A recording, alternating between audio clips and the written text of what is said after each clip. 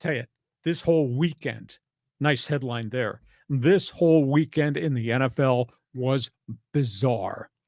The Chargers, they won despite their head coach, Brandon Staley. The Vikings lost because of their head coach, Kevin O'Connell, and his defensive coordinator, Brian Flores. Here's the quick explanation. So they go into the game, and Brian Flores, with a beleaguered defense, sets up a defense that drops a ton of people in coverage, keeps everything in front of them. We're not going to give up home run plays to Justin Herbert. But what happened was Herbert made adjustments. I can't throw deep. That's no problem. Crossing patterns, outs, hooks, picks.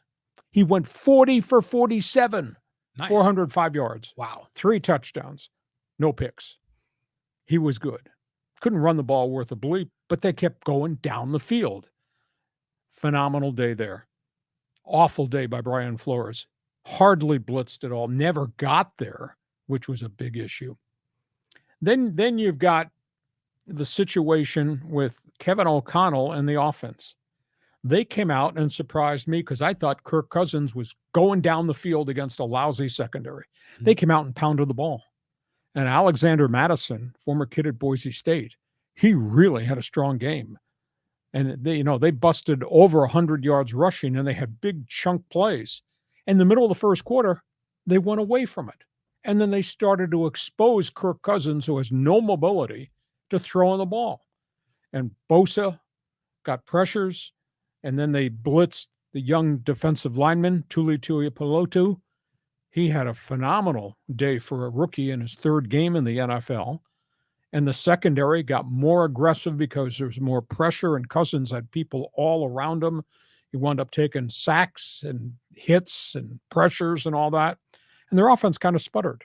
And I'm thinking to myself, why wouldn't you just shorten the bloody game, Kevin O'Connell, and run the damn ball because you've been running it, and you keep Justin Herbert off the field? You don't expose yourself to 40 for 47 throwing the football. Right.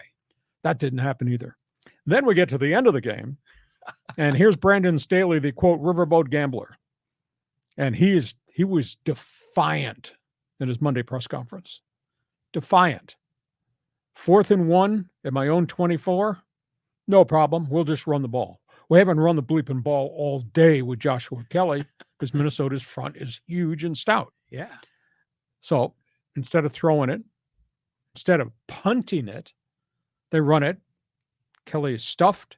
Minnesota has the ball in at the 24 with 1:25 to go. Now, they had no timeouts.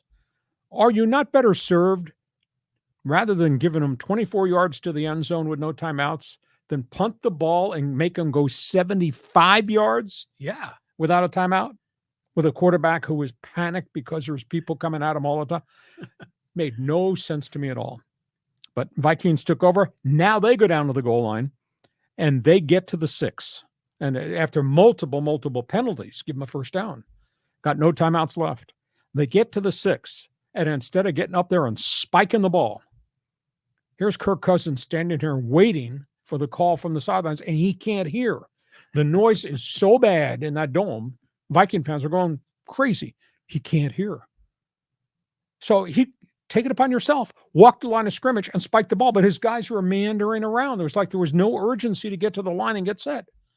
So he finally calls the play, throws it to the end zone, ball's tipped, ball's deflected, ball's intercepted off the tight end's hands. Game over. O'Connell is under siege because now the Vikings are 0-3, and their next stop will be a high draft pick because they're not going to make the playoffs now. And today he was asked, if you think back now, do you wish you had done it differently?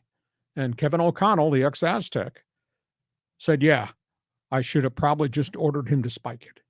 But the reason we didn't was we thought we'd get to the line of scrimmage and we'd snap the ball and we'd catch the Chargers before they set their defense, get the tight end open, throw it, touchdown. Didn't quite happen that way. But why would you not spike it, call 2 plays that you could run in the final 24 seconds, and try to get the thing into the end zone with a tight end that they struggled covering, and obviously with a superstar, Justin Jefferson, who ran up and down the field all day, catching passes from 22 to 52 yards. Oh, just These coaches are driving me crazy. Smart guys, all smart guys. Yeah. So that's where we are on that situation. Minnesota has really screwed their season up, and the Chargers get to live at least one more week. But that was a bad coaching decision by smart guy Brandon Staley. That's my opinion. Hey, those of you on the live stream, you need to fire us a question or make a statement in the chat on Fans Forum. So get in line so we can get your comments on the air. John, your response. Well, we knew one of these coaches was going to have a Sunday night at 0-3, and they would be under siege. But really, they both deserve to be under siege. I mean, the Chargers should have lost that game. Now, in general, I kind of like it when teams go for on fourth down, especially when they're in plus territory, like on the other side of the 50. But this was at the end of the game. You had like 80 yards to go to score. I mean, it was idiotic to go for it then. And sure enough, they miss it. You could just see it happening. And I go, here we go again. Charging. You're charging. They're going to blow it again like they always do. And for some, like you say, Kirk Cousins couldn't get it organized and time ran out. I mean, the Chargers escaped in a situation they had no business winning. The most stunning thing to me is teams practice everything. These head coaches have their thumbs on everything as it relates to game plans. They practice 30-second drills. They practice goal line plays. Yeah. And to watch the Vikings meander around after the ball was at the 6-yard line, you had linemen that were over on the other hash mark. Why are you not back ready to get into a 3-point stance? Where's the intelligence?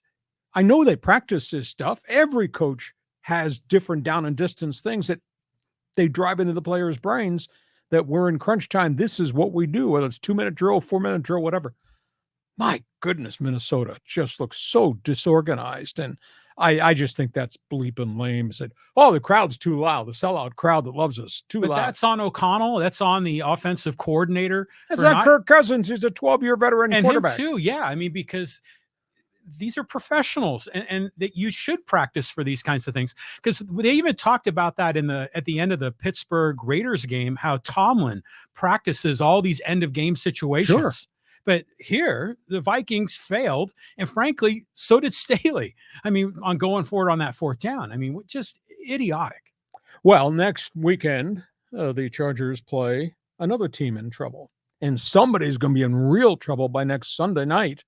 Chargers Raiders. Oh, yeah. SoFi. That's going to be, someone's going to be in a tough spot, right? You think there'll be a few people wearing silver and black in the stands at SoFi for that game? Oh, there will be. Oh, my goodness. So that's the storyline. Chargers Vikings. You got an opinion. Fans Forum chat box is open. Don't sit there and just listen to us. Sit there. Look at that list. Holy cow, the people are standing in line. Jump on board. Okay, let's go to